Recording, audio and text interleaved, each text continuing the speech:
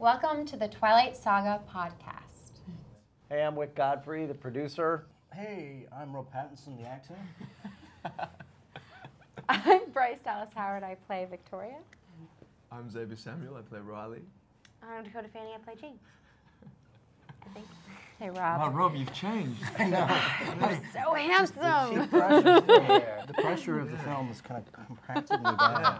I saw David Slade outside getting mobbed by a whole bunch of 13-year-old girls. He's having such a good life these days. This is, what is it we have to We're say? here with the badass vampires. Yeah. The bad vampires, the evil bad vampires, vamps. the different types, representing the Vulturi. And then there's just Victoria with her evil agenda. Yeah, she's all alone. Yeah. Yeah. It's weird seeing you with actually your real eye color. Yeah. I remember them all just being red. Right. Yeah, like, green eyes. Look at that. And yours are kind of blue. We don't actually look like vampires in Because real like, life. Yeah, I yeah. imagine that. Well, we, obviously when we're shooting the entire time, you've got red eyes, and then like the only other time we see you is in an ADR stage where it's so dark I can't see the color. Right, right.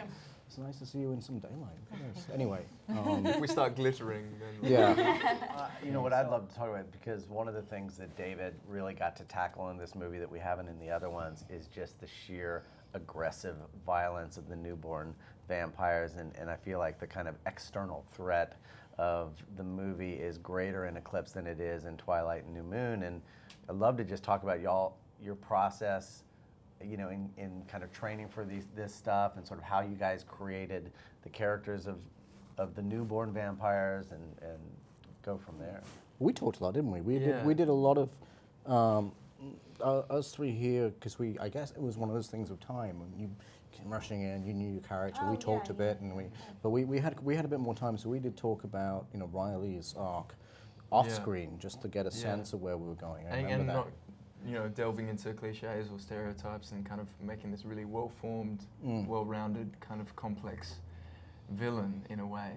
And yeah, we talked a lot about how he harbors this kind of immense hatred and rage towards humanity, because that's exactly what he's been deprived of. And it's kind of really juicy stuff to kind of to tackle. And I'm really glad we had those conversations, because it really informed the performance. And then, working with this one over here, was I mean, just you got kind to of practice wonderful. kissing a lot. That was very important. Yeah. None of what you guys did had anything to do with Dakota, because she's like, I'm going to use them as my tools, whether they're good or not. Evil Jane will use the newborn vampires. I know, we keep talking about, the fight training and how powerful the vampires are, and how powerful a newborn vampire is, and then we're sitting here with Dakota, and literally all her character has to do is this. And it's just like, she destroys people. I get to walk up and just... We feel so inferior. It was funny, because I was like, when you first started, because you were so quiet and so, and it took turning my headphones up to actually hear it, really hear what it was that you were doing, and then I was like, because my heart just went at the moment, and I was like, oh no, of course, it's so soft, so quiet, so dangerous and vicious, because it gives you a place to go to. And exactly. It makes us that little smile that you do every now and again, so the more evil. But I can say, which is 100% you doing that. It just, I had almost a heart feeling So when I first started. captivating, isn't it? Yeah. Are you saying that Dakota's really evil? You're saying it's 100% her? Yeah. 100% all her, yeah. I just love the levels. to you, Dakota? I don't know. Yeah. I like the levels of manipulation. You're manipulating him, you're manipulating them, and it's just I'm all part of, like, manipulating this big some massive- newborn And vampires. you're manipulating all of And us. I'm manipulating. Faster. Yeah. But like this. We all just laugh. Yeah. Talking of softness, I want to talk about the decision to make Victoria's voice soft, which was really lovely. I thought it was. I think it was your idea. I think Well, we talked about it. I know, yeah. but I think it was your idea to start with. I mean, we talked a lot about it because it was, for me, when I read the book, it was the thing that kind of jumped out to me the most, which was that surprise that Bella feels when she finally hears Victoria's voice. Yes. She's been a threat throughout Twilight and throughout, obviously, New Moon, and then in Eclipse, she kind of poses this enormous threat. And then finally, when she hears her voice and she's in her presence, it's kind of startling to her, because it's nothing of what she expected. Yeah. And I wanted, the way that Stephanie described it is almost like she almost had like a little girl's voice. And something obviously that we talked about a lot, and then we talked to Stephanie about, is is how do you have that little girl's voice, but also sound ominous and sound Yes. powerful and But it was have great because intention. you just put those little, like, my dad. Oh my gosh! Yeah. Do you know what? You know Yeah. what I really like of watching is, Yeah. is all your kind of like fighting grunts, like. Oh yeah, they're great.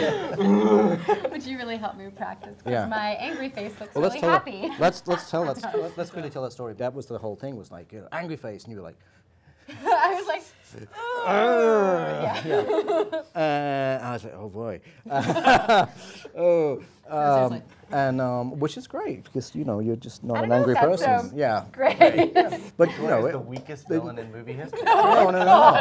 But you Did you guys get yourself in the end you actually went and watched a bunch of YouTube clips of people being angry and just went for imitation. I mean, bizarrely enough, I'm actually not totally familiar with that emotion because I go very quickly to, oh, it's meant to be, or Which is what I mean by great. That you're in. You might one of the few of us who don't actually go to that place very often. Well, But anyway, I try not to, yeah, and so I am.